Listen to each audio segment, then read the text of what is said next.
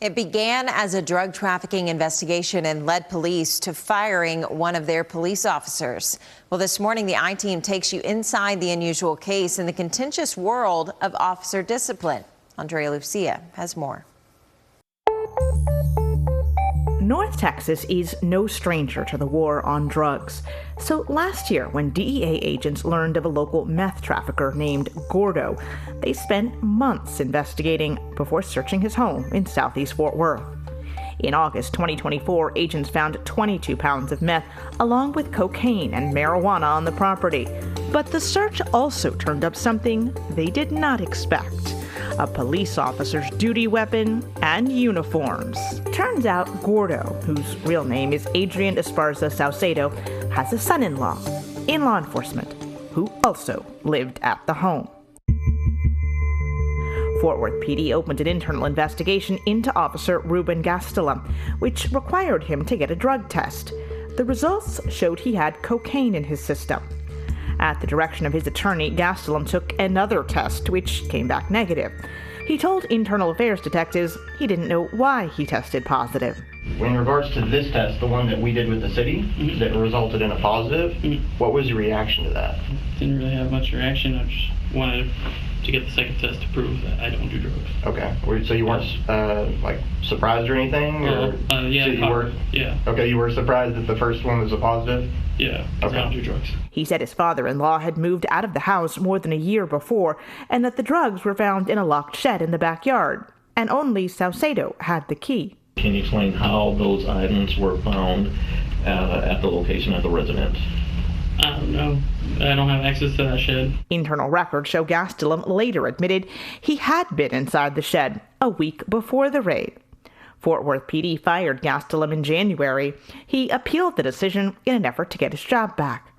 At the mediation hearing, the department said failing a drug test is grounds for termination, and that retaining a police officer with a positive test for cocaine would erode the trust of the community. But Gastelum's attorney questioned the validity of the test and said he could have been exposed to cocaine while on the job. Two longtime Fort Worth officers also testified that he had never shown signs of drug or alcohol abuse. In the end, the arbitrator ruled in Gastelum's favor. His termination was overturned, and he's back on the force. So I-Team producer Kelsey Mittauer joins us this morning. Kelsey, you worked on this story really closely with Andrea. So kind of walk us through this arbitration process, because this is not something we really see publicly. That's right, yes. So what we're talking about is the civil service statute. There are about 2,800 law enforcement agencies in Texas, and so a little more than 100 follow this statute. It sets formal processes for hiring, promotions, firings.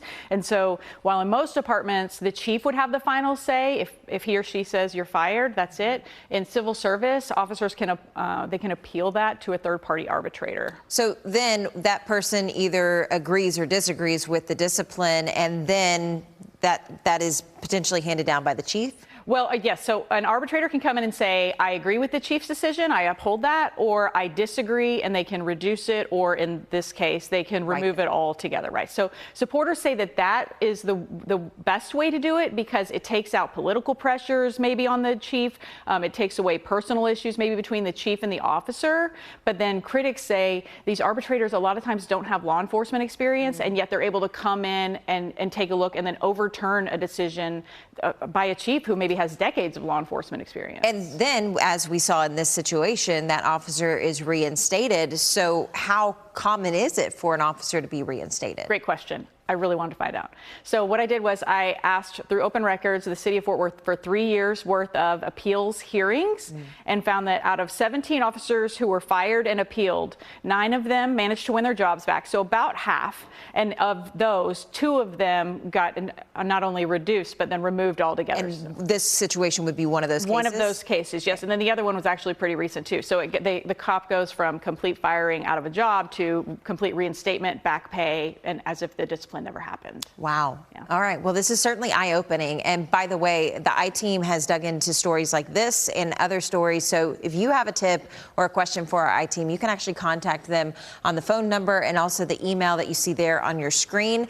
I promise you, they listen to every voicemail, they read every email, and they are willing to dig into anything that might impact you as a viewer.